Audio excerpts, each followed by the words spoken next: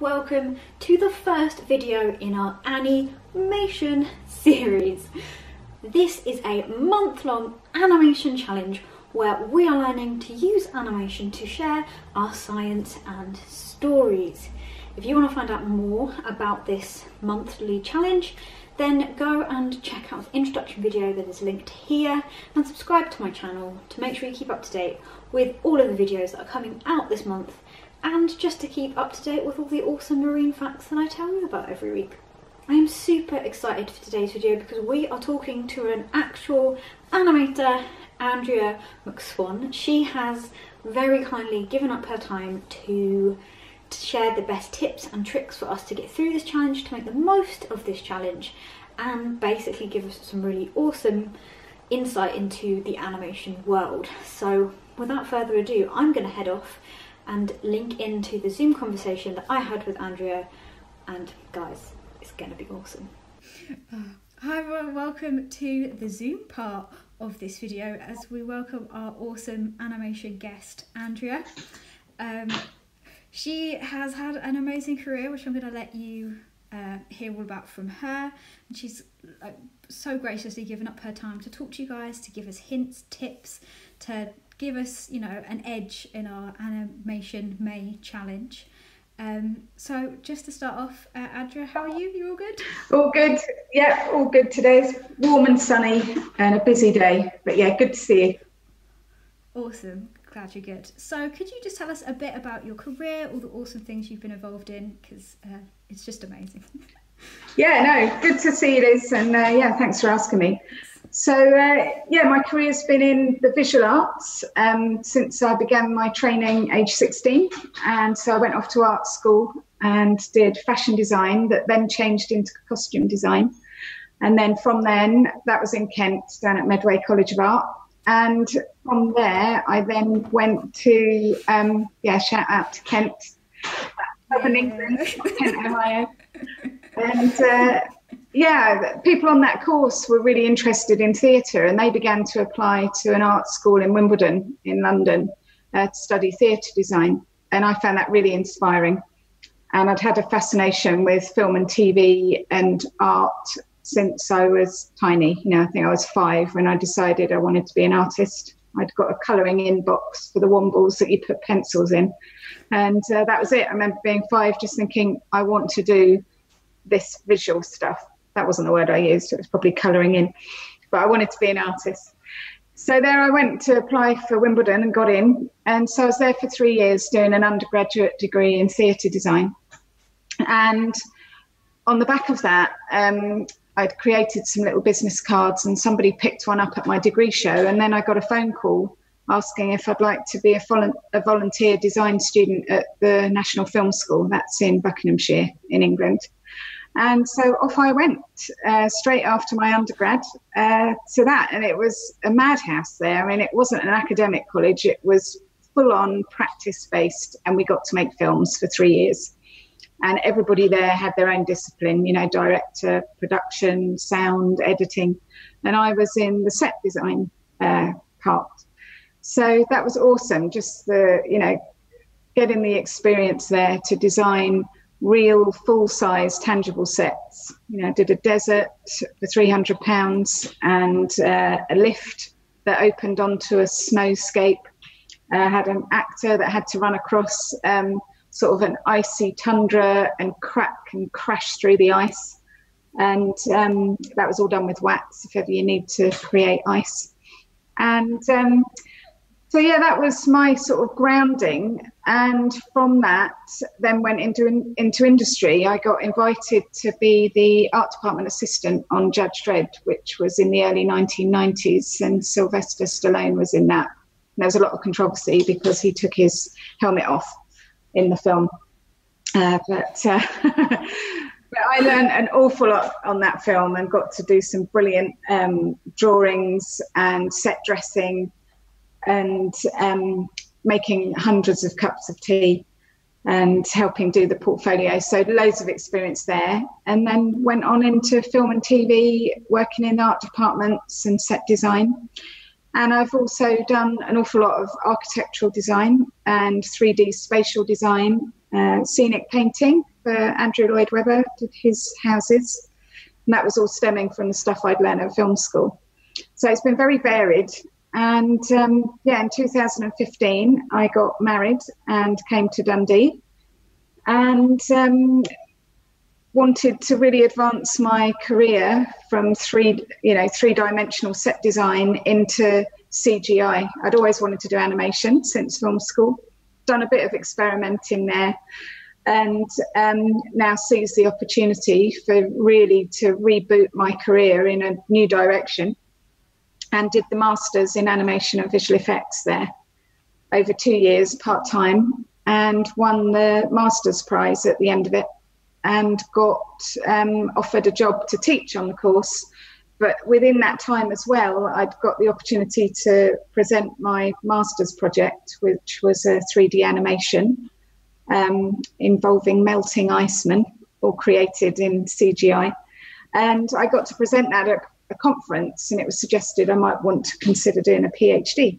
So I am now halfway through that PhD in animation and visual effects, and I'll be representing the perceptual experiences of artists that have sight loss. So that's what I'm now doing in Dundee, and beginning my advanced career in animation and visual effects. That's it in a sort of whistle-stop nutshell. Yeah, that's a lot to fit into like a small talk. That was really awesome. That's really cool. I can't believe you've been in films and doing Andrew Lloyd Webber stuff, and that I'm asking the right person to help me with animation. If you did an animation masters and then got asked to teach and win an award when you ended it, not many people were like, could you just come and teach these guys instead? Awesome, that sounds great. So you've had this great career where you've been on film sets and done all this different stuff, and I suppose with the film ideas that animation is this big tool for storytelling. And when most people think of animation, you think of Pixar and these amazing Disney films with this big budget, and people think that you need to be this, incredible budget software drawing skills. But it's definitely the complete opposite of what we're doing this month. But it's also because I just kind of want this month to be, it's people learning new skills, learning something different that they wouldn't have known, and to do it cheap, simply, and just for the fun of it. And do you have any tips and tricks for animation fitting into that, just simple, grab what you can around the house kind of art thing, and kind of breaking that barrier of thinking it's this big thing, which is amazing in itself, but you can actually just do it from home? Yeah, absolutely. I mean, don't be put off or intimidated by the big blockbuster movies. You don't even need drawing skills to animate. You've got stop motion animation. You can use objects that you can find in your home, in your kitchen, for example. So very simple little tips. If you've got a little camera or a camera on your phone, the world's your oyster, really. There'll be loads of free apps you'll be able to use for stop motion. And there's Flipbook. That's a good way to begin to start. That was certainly something that I tried, just on the corner of a sort of notebook to begin with. But if you just, make yourself a little series of sheets of paper, not too big, that big, stapled at one end. And if you bend them over and cut the edge, you'll find that they all are layered sort of like that, rather than one on top of the other. So it's easier to flick through. And just grab a fat, felt tip Sharpie marker and draw a dot to begin with. Just, one, and then, if you fold it over, you'll see, keep going one at a time. So those pieces of paper act like what we call in animation a frame. And all a frame is a photograph, an image. That's it. And animation is just a series of photographs with that drawing or object moving sequentially. So when you play it back, your brain fills in all the gaps and it looks like this thing's come to life. But they're really just photographs. And however many you put into a second, is how jumpy or smooth your animation's going to be, to put it in very basic terms. So in the UK, we work on 25 frames a second. So if you're trying to figure out how long to make your animation, you know, say you've got a little Lego man that you want to walk across his screen, and you're doing it in stop motion, and you kind of take an image, move him, take an image, move him. And you might think, well, I want him to be moving slowly because he's sad. You can mime that yourself. You can walk across the room with a stopwatch and think, how long did it take me? You'll be surprised how long it takes to do things. So there's loads of things. You can use fuzzy felt, Lego. You know, I've done animating with Lego figures. I've done animating with toys for real, and I've animated Lego figures in, you know, the computer. But to start off with, I would say stop motion animation, and yeah, a little flip book would be a good place to start, and play with it. Just play with it. Yeah. Awesome. That sounds great. That's what I'm going to be doing this month. I'm really excited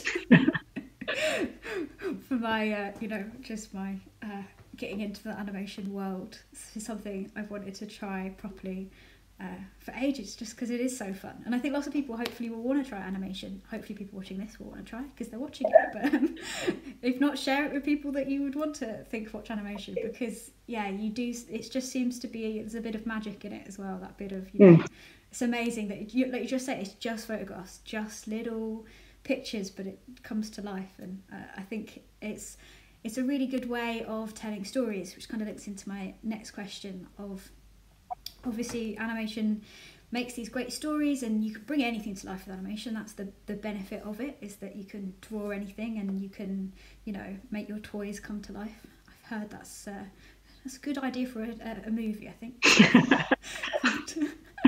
But a lot of my audience, or at least a lot of the people on my social media, so Twitter, are coming at it from maybe a science background, and maybe animation isn't something that they want to particularly take up as a career or anything. But I think for me in this month, I want it to be a way that people can use it to enhance their own either research or their just as a hobby, but use it as a way, as a storytelling device almost. Just the idea that a little snippet of animation can engage an audience, and even if it's a snippet of animation about your science, then that will, you know, will carry quite a good message. Do you have any tips or tricks, or, you know, your own opinion on, you know, bringing in animation from maybe your academic point of view, and just using it to kind of carry your own mini story, and the benefit of doing that, which hopefully will convince people to follow this month along and stick with it? Yeah, absolutely. I mean, animation, when you take it down to the absolute basics, is a moving image, maybe with sound, and that could be a black screen with a white dot. You know, I mean, it's that simple, and you don't necessarily have to have dialogue.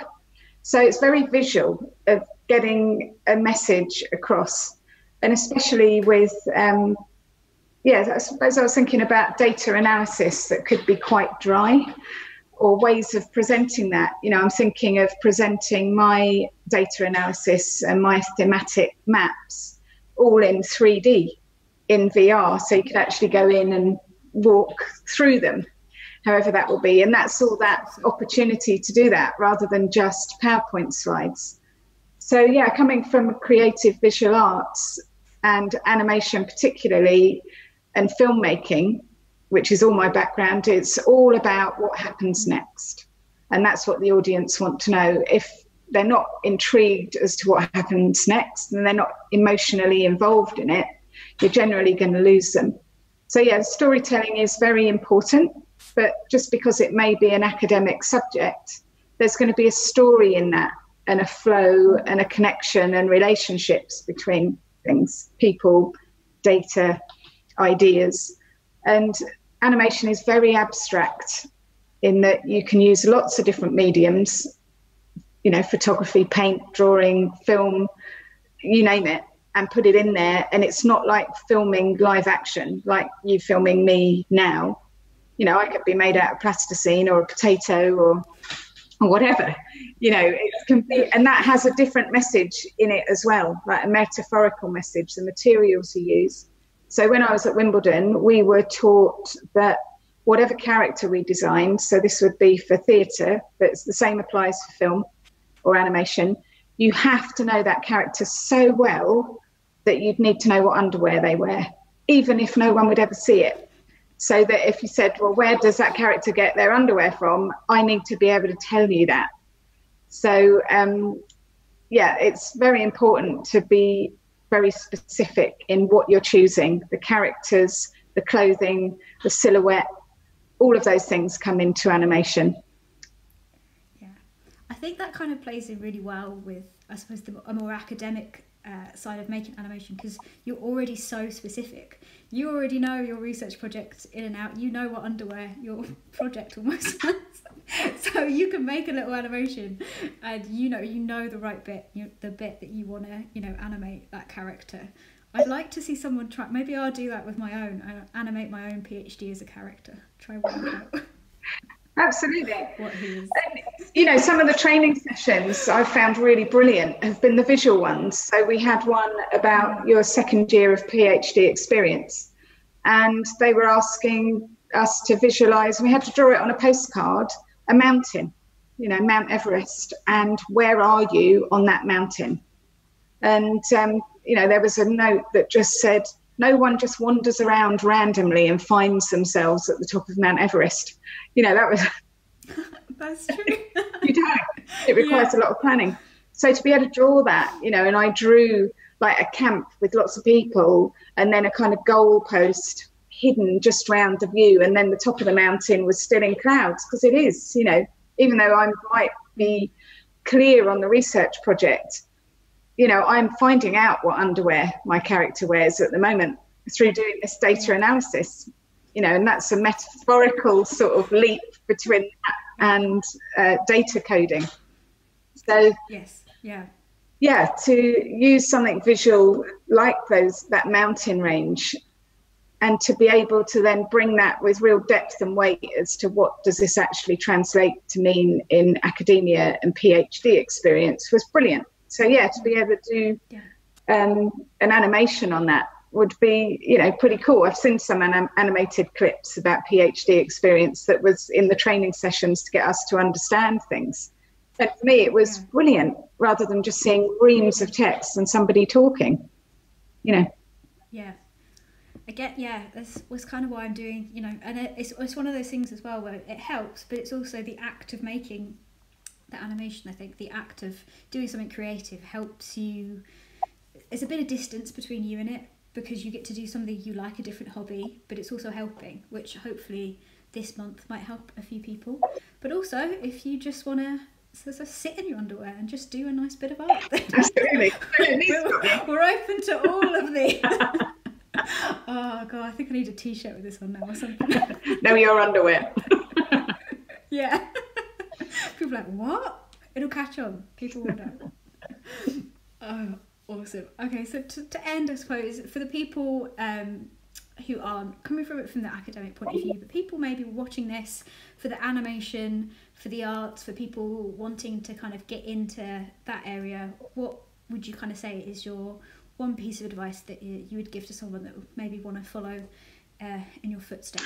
Okay, so presuming the audience are maybe still at school or coming up to thinking about their options of leaving school, so I would visit your local art colleges, 2 or 3 of them, compare them and see if any of them have got a foundation course, which is just basically a general course where you'd get to do lots of different things, drawing, painting, sculpture, etc., and life drawing.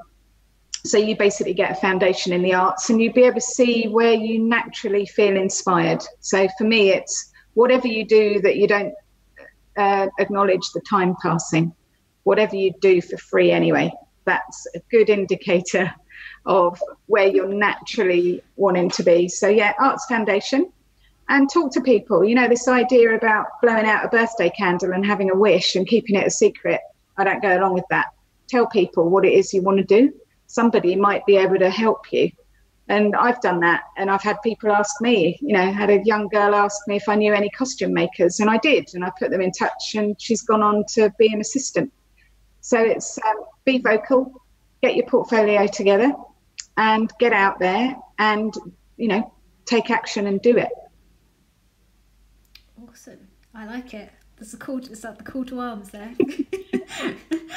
Hopefully, yeah, you can provide some inspiration. And I think you've just got such an awesome career, and it's so varied, and you know, it's just one of those things of, you know, try your best and go for it and see where life takes you, because, you know, who knows? And it's nothing going to stop you guys doing what you want to do. So go do it.